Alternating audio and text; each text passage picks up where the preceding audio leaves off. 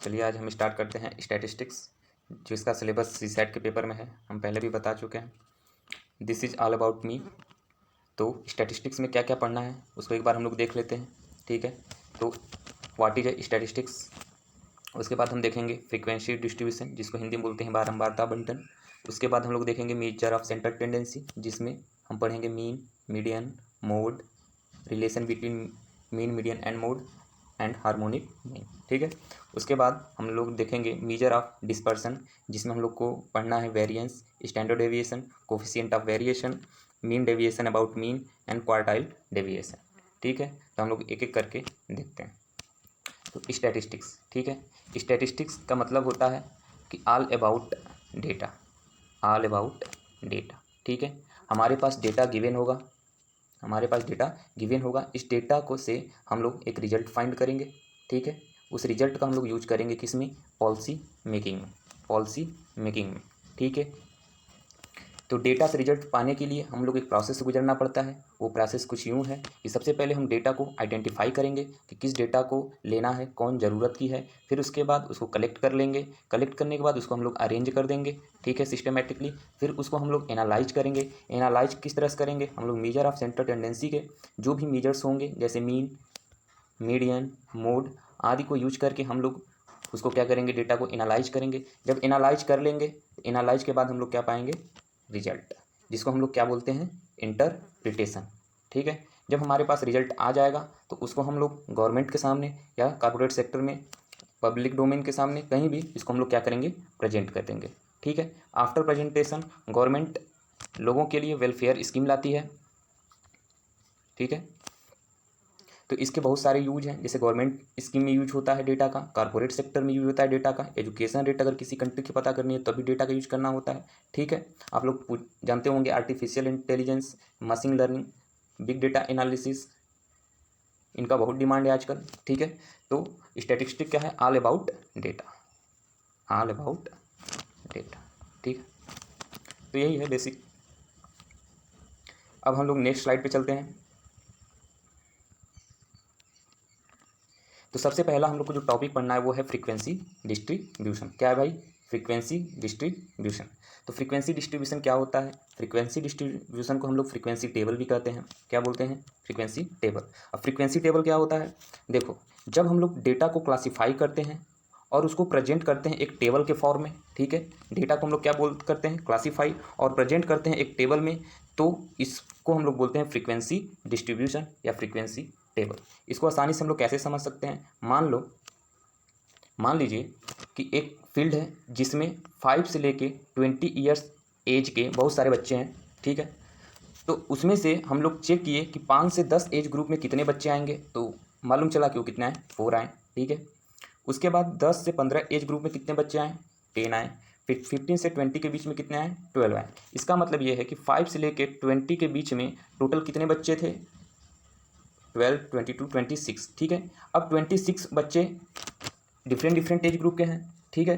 तो ये सब क्या है, इरेगुलर टाइप के डेटा हैं, क्या है, इरेगुलर टाइप के डेटा हैं। तो इसको हम लोग एक टेबल के फॉर्म में अगर लिख देते हैं, ठीक है, क्लासिफाइड कर देते हैं, तो इससे हमको आसानी मिलेगी पता करने में कौन सा लड़का किस एज ग्रुप में आएगा, ठीक है। तो उस 5 से लेकर 20 एज ग्रुप के जो बच्चों को हमने 3 क्लास इंटरवल में क्लासिफाइड कर दिया, ठीक है, जिसमें 5 से 10 एज ग्रुप में 4 ऐसे बच्चे हैं जिनका उम्र 5 और 10 ईयर्स के बीच में है। वैसे ही 10 बच्चे ऐसे हैं जिनका जो एज है वो 10 और 15 के बीच में है। वैसे ही 12 बच्चे हैं जिनका जो एज है वो 15 एंड 20 ईयर्स एज ग्रुप के बीच में है, ठीक है। तो इस प्रकार हम 5 से 20 ईयर्स के स्टूडेंट या बच्चों को हमने एक टेबल के फॉर्म में कन्वर्ट कर दिया। तो इसी टेबल को हम लोग बोलते हैं फ्रीक्वेंसी टेबल, ठीक है। अब क्या है कि ये जो चीज़ें फ्रीक्वेंसी मतलब कि कोई चीज़ कितनी बार रिपीट हुई है, ठीक है। जैसे 5 से 10 के बीच में 4 बच्चे हैं तो इसकी फ्रीक्वेंसी कितनी है, 4 है। फिर फ्रीक्वेंसी कितनी है, 10 है। कितनी है, 12 है, ठीक है। अब हम फ्रीक्वेंसी का डिफिनीशन देख लेते हैं। Data is presented in frequency table, तो the number of observations fall in any particular class. ध्यान से देखना कि नंबर ऑफ ऑब्जर्वेशन, जैसे मैं 4 देख रहा हूँ, ठीक है, ये क्या है, नंबर ऑफ ऑब्जर्वेशन, मतलब 4 ऐसे स्टूडेंट हैं जो कि एक पार्टिकुलर क्लास 5 और 10 के बीच में है। तो यहाँ पे हमारी फ्रीक्वेंसी कितनी हो जाएगी, 4, ठीक है ग्रुप, कोई दिक्कत। नहीं। इसी प्रकार 10 और 15 के बीच में एज ग्रुप में कितनी फ्रीक्वेंसी हो जाएगी 10, और 15 से 20 के बीच में एज ग्रुप के बीच में कितनी फ्रीक्वेंसी हो जाएगी 12। ठीक है, तो हम लोग समझ गए क्या होती है फ्रीक्वेंसी डिस्ट्रीब्यूशन और फ्रीक्वेंसी। ठीक है, इतना समझ में आया। अब हम लोग नेक्स्ट चलते हैं। अब हम लोग जानेंगे क्लास लिमिट। ठीक है, तो जैसे मान लो कोई भी एक क्लास इंटरवल या एज ग्रुप दिया है 5 से 10। ठीक है, तो ये हमारा क्लास इंटरवल हो गया। तो ये जो 5 होता है इसको बोलते हैं हम लोग लोअर लिमिट और इसको बोलते हैं अपर लिमिट। ठीक है, कोई भी क्लास इंटरवल का जो स्टार्टिंग वैल्यू होती है उसको हम लोग लोअर लिमिट बोलते हैं, और जो एंड वैल्यू होती है उसको हम लोग बोलते हैं अपर लिमिट। इतना समझ में आया। तो एक क्वेश्चन देख लेते हैं कि इन 5 to 10 जो क्लास इंटरवल है इसमें लोअर लिमिट कितनी होगी गुरु 5। उसके बाद 5 से 10 में अपर लिमिट कितनी होगी गुरु 10। 10 to 20 में लोअर लिमिट कितनी होगी गुरु 10, और अपर लिमिट कितनी होगी गुरु 20। क्लियर। अब क्लास इंटरवल को हम लोग क्या बोलते हैं साइज ऑफ द क्लास या मैग्नीट्यूड ऑफ द क्लास, मतलब कि कितने साइज का है। ठीक है, तो हम इसके लिए क्या फार्मूला यूज करते हैं अपर लिमिट माइनस लोअर लिमिट। तो जैसे 5 to 10 है तो यहाँ पे हमारी जो क्लास इंटरवल एच है वो कितनी आ जाएगी 10 - 5 = 5। ठीक है ग्रुप। अगर मान लो क्लास इंटरवल 20 to 30 गिवन होता तो यहाँ पे हमारा क्लास इंटरवल का साइज कितना होता 30 - 20, और ये कितना आ जाता 10। क्लियर है। अब हम आगे चलते हैं। क्लास लिमिट हो गया, क्लास इंटरवल हो गया। अब है क्लास बाउंड्री। ये आपको थोड़ा समझना है। ठीक है, मैं इसको आराम समझाऊंगा। क्लियर। तो देखो जैसे मान लो हमारे पास 3 क्लास इंटरवल गिवन है। एक क्लास इंटरवल है 5 to 9, एक है 10 to 14, एक है 15 to 19। इनकी फ्रीक्वेंसी है 10, 12 और 8। आपसे पूछा है कि लोअर क्लास बाउंड्रीज क्या होंगी। तो पहले बाउंड्री क्या होती है कि दो चीज़ों को जो सेपरेट करे। एक ऐसा बॉर्डर जो दो बॉर्डर सॉरी एक ऐसी बाउंड्री जो दो कंट्री को या किसी भी चीज़ को सेपरेट करे। ठीक है, तो लोअर क्लास बाउंड्री क्या होगी, कैसे फाइंड करेंगे। एक चीज़ और ध्यान से देखना, यहाँ पे जो 5 to 9 क्लास इंटरवल है यहाँ पे 9 पे एंड हो रहा है। फिर अगेन जो 10 to 14 वाला क्लास इंटरवल है वो कहाँ से स्टार्ट हो रहा है ग्रुप 10 से। ये दोनों मैच तो कर नहीं रहे हैं। ठीक है, तो इस केस में लोअर क्लास बाउंड्री कैसे फाइंड करते हैं, करते क्या है कि जिस भी क्लास इंटरवल का, मान लो क्लास इंटरवल मैंने 10 to 14 को चूज किया, इस क्लास इंटरवल का हमको दोनों चीज़ फाइंड करना है। क्या क्या फाइंड करना है, क्या क्या फाइंड करना है, lower class boundaries and upper class boundary. तो मैंने 10 to 14 लिया। इसका लोअर क्लास बाउंड्री करने के लिए हम लोग क्या करेंगे कि जिस इंटरवल की हम बात करें उसका लोअर लिमिट कितना हो जाएगा 10, फिर उसके प्रीवियस जो क्लास इंटरवल आएगा 5 to 9 आएगा, उसका अपर लिमिट कितना होगा ग्रुप 9, वो ले लेंगे, और इसका हम लोग क्या निकालेंगे एवरेज। जब एवरेज आप निकालोगे तो कितना आएगा 9.5। यही हमारा क्या होगा लोअर क्लास बाउंड्री। ठीक है, लोअर क्लास बाउंड्री LCB। ठीक है, अब हमको अपर क्लास बाउंड्री निकालना है ग्रुप। तो जब अपर क्लास बाउंड्री निकालना है तो इसके लिए हम लोग क्या करेंगे, जो भी क्लास इंटरवल का निकालना है जैसे 10 to 14 का, तो इसका हम लोग अपर लिमिट लेंगे तो ये कितना हो जाएगा 14, और इसके जस्ट आगे वाली जो क्लास इंटरवल है इसमें क्या गिवन है 15 to 19, तो इसकी लोअर लिमिट लेंगे कितना है 15, और इनका हम क्या ले लेंगे एवरेज, तो इसकी वैल्यू कितना आ जाएगी 14.5। यही हमारी क्या हो जाएगी अपर क्लास बाउंड्री। ठीक है, क्लियर हुआ। एक क्वेश्चन और देख लेते हैं इसी पे। मान लो कि हमसे पूछा, एक यहाँ क्लास इंटरवल और दे रहे हैं 15 to 90 के बाद 20 to 24। ठीक है, अब आपसे पूछा कि फाइंड लोअर क्लास बाउंड्री। आपसे कहा कि आपको फाइंड करना है lower class boundary and upper class boundary. Interval आपको दे दिया 15 to 19, तो कैसे फाइंड करोगे गुरु। तो आपको कुछ नहीं करना है, जिस इंटरवल का फाइंड करना है उसका 15 लिख लो LCB के लिए, फिर इसके प्रीवियस कौन सा आएगा इंटरवल वो होगा आपका 10 to 14, तो इसका अपर लिमिट लिख लो गुरु, इसका एवरेज ले लो। ठीक है, तो हो जाएगा 14.5। ठीक है, अब आपसे पूछा अपर क्लास बाउंड्री, तो अपर क्लास बाउंड्री क्या हो जाएगा गुरु, किस इंटरवल का पूछा है 15 to 19, तो इसका अपर हम लोग ले लेंगे लिमिट, फिर इसकी प्रीवियस कौन है भाई, सॉरी 15 to 19 का पूछा है अपर क्लास बाउंड्री, तो अपर क्लास बाउंड्री इस इंटरवल का पूछा है, तो अगले वाले इंटरवल की वैल्यू ले लेंगे अपर लिमिट, और जिस इंटरवल पूछा उसका लोअर लिमिट और डिवाइडेड बाई 2। ठीक है, जिसका क्या हो जाएगा 19.5, ये हो जाएगा तुम्हारा UCB। तो आप लोगों को क्लियर है ग्रुप। अब हम लोग चलते हैं नेक्स्ट स्लाइड पे, कुमुलेटिव फ्रीक्वेंसी। ठीक है, तो कुमुलेटिव फ्रीक्वेंसी की ज़रूरत हमको जब आगे क्वेश्चंस आएंगे उसमें पढ़ेंगे, तो हमको ये देखना कि कुमुलेटिव फ्रीक्वेंसी कैसे कैलकुलेट करते हैं। ठीक है, कैसे कुमुलेटिव फ्रीक्वेंसी कैलकुलेट करते हैं, तो कैसे करते हैं, इसमें दो है, पहले चीज़ पूछी जाती है, एक होती है लेस देन कुमुलेटिव फ्रीक्वेंसी, एक होती है मोर देन फ्रीक्वेंसी। ठीक है, तो जो लेस देन फ्रीक्वेंसी होती है उस जनरली उसी को हम लोग कुमुलेटिव फ्रीक्वेंसी कहते हैं।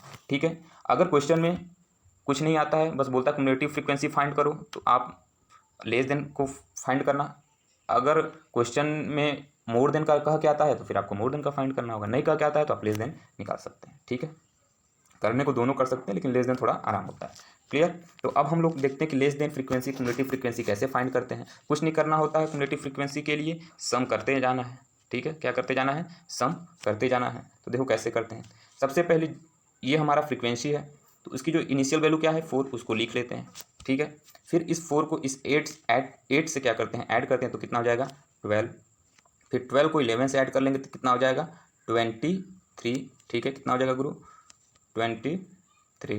फिर 23 को हम लोग 15 से ऐड कर लेंगे तो कितना हो जाएगा गुरु 38, और 38 को 12 से ऐड करेंगे तो कितना हो जाएगा गुरु 15।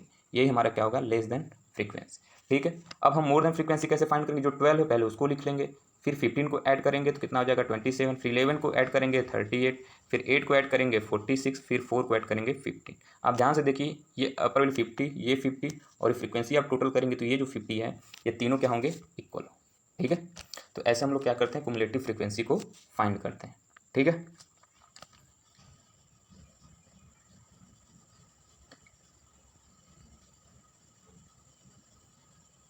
अब हम लोग जितना पढ़ लिए उस पर हम लोग अब क्वेश्चन कर लेते हैं। ठीक है, तो हमारे सारे कॉन्सेप्ट क्लियर हो जाएंगे। तो आपको करना क्या है कि जितने भी क्वेश्चन है उसको सॉल्व करने के लिए पहले आप वीडियो को पॉज करके कर लें, फिर मैं उसको बताता हूँ। ठीक है, तो देखते हैं क्वेश्चन नंबर 1 से 5 में क्या क्या प्रश्न है। ठीक है, तो कह रहा है कि कंसीडर द टेबल, जिसमें एक क्लास इंटरवल गिवन है, फिर इसमें फ्रीक्वेंसी गिवन है और कुमुलेटिव फ्रीक्वेंसी। अब ध्यान से देखो कुमुलेटिव फ्रीक्वेंसी कैसे निकालना है, 5 इनिशियल वैल्यू, फिर 15 को ऐड किया 20, फिर 22 ऐड किया 42, फिर 19 ऐड किया 61 और 9 को ऐड किया है 70। अगर आप इसको भी ऐड करोगे तो ये भी कितना आएगा 70 आएगा। ठीक है गुरु, तो अब पहले क्वेश्चन पे चलते हैं। ठीक है,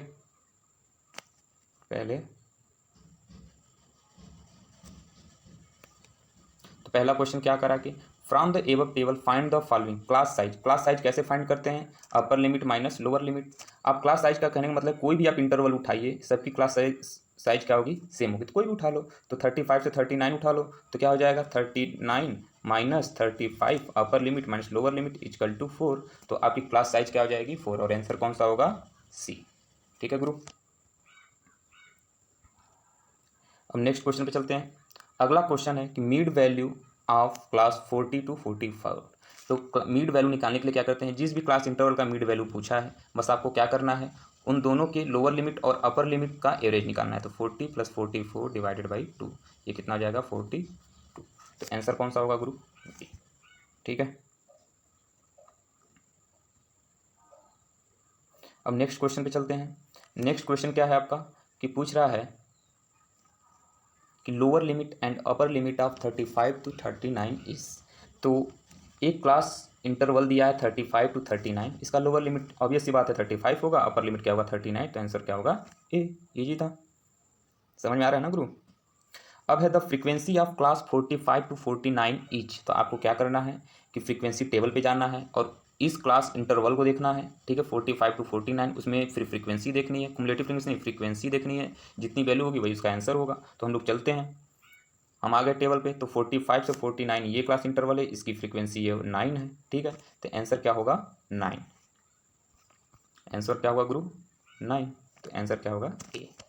ठीक है, अब सबसे इंपॉर्टेंट ये क्वेश्चन है। ठीक है, how many employees are less than 44.5 year age. आपसे कह रहा है कितने ऐसे एम्प्लॉय हैं जिनका एज लेस देन है 45 ईयर एज से। ठीक है गुरु, तो कैसे फाइंड करेंगे, तो इसको सॉल्व करने के लिए सिंपल में तरीका है। सबसे पहले आप कहाँ जाओगे गुरु, अपने फ्रीक्वेंसी टेबल पे। फ्रीक्वेंसी टेबल पे हम आ गए। अब 44.5 ईयर्स एज चेक करो कहीं लाइक करता है क्या। देखो यहाँ पे जो 40 से 44 गिवन है, एक इंटरवल आपको गिवन है 40 to 44, ठीक है। एक इंटरवल आपको गिवन है 45 से 49। आपसे पूछा है लेस देन 44.5 ईयर्स एज। तो आप एक चीज़ ध्यान देखो इन दोनों में कि 44 से 45 के बीच में कुछ भी डेटा आपको अवेलेबल नहीं है। तो 45 के बीच में 44.5 आता है, इसका मतलब 44 से 44.5 के बीच में भी कोई डेटा अवेलेबल नहीं है। तो जब आपके पास डेटा ही नहीं है तो आप कैसे आंसर दे पाओगे? इसलिए आंसर क्या होगा इस केस में? इस केस में आंसर क्या होगा? नन ऑफ दीज, ठीक है। चलते हैं नेक्स्ट क्वेश्चन पे। क्वेश्चन दिया है 3 क्लास इंटरवल दिए हैं, दिया हुआ है 1 to 10, 11 to 20, 21 to 30 are the classes, upper boundary of the class 11 to 20, ठीक है। तो आपको 11 to 20 का पूछा है कि अपर क्लास बाउंड्री क्या होगा, ठीक है।